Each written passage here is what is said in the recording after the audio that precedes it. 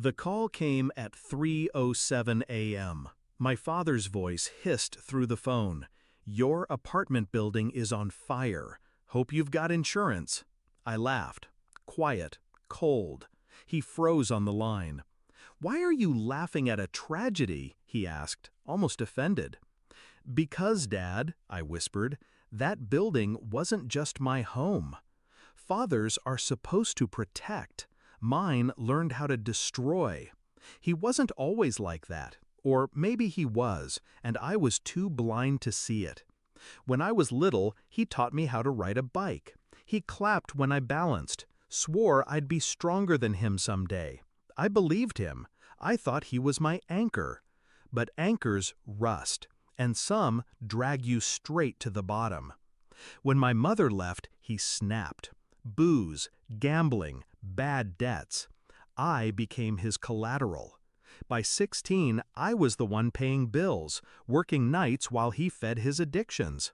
He said he'd pay me back. He never did. The first time he stole from me, I forgave him. The second time, I pretended not to notice. The third time, I understood. My father wasn't a man anymore. He was a parasite. And parasites don't stop until you burn them off. The fire didn't surprise me. I'd seen the signs. His sudden concern about my renter's insurance. The way he asked about my lease documents.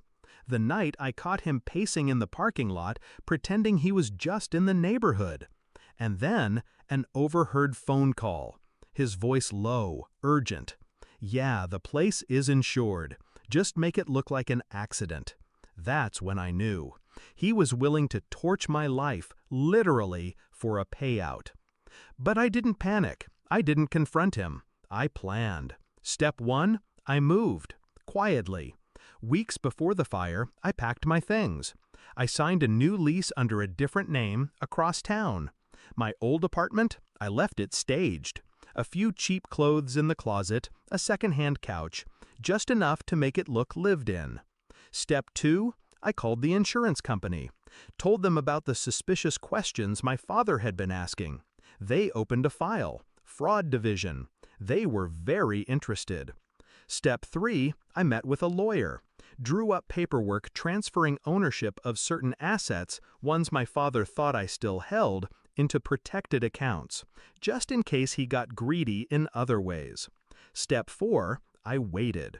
The night of the fire, I was already awake, sitting by the window of my new place, watching smoke rise miles away. When he called, he expected shock, panic, maybe tears. What he heard instead was laughter. "Why are you laughing at a tragedy?" he asked.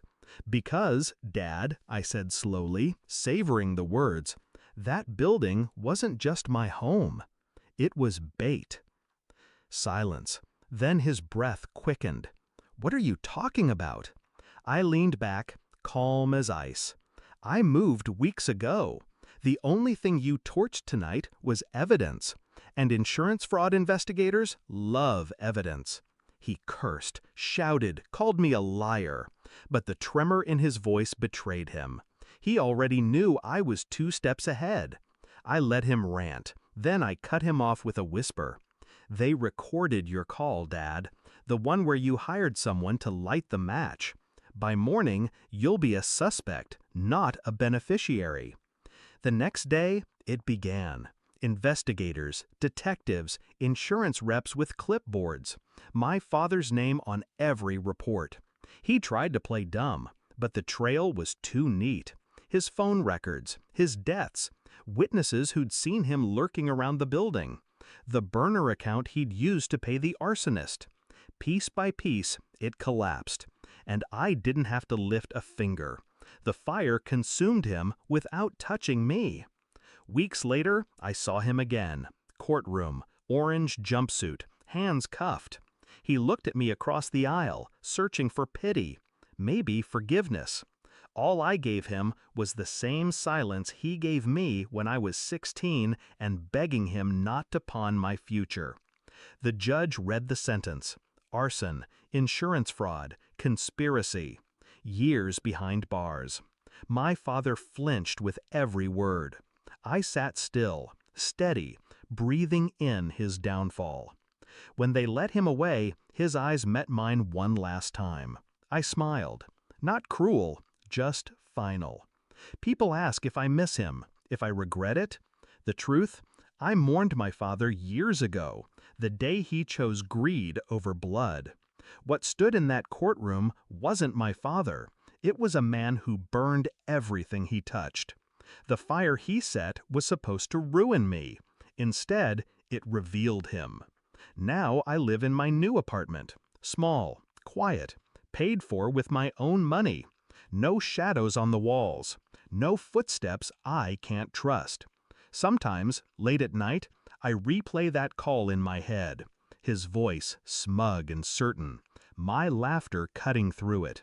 That was the moment I knew the power had shifted. The parasite was gone. The anchor had sunk, and I was free.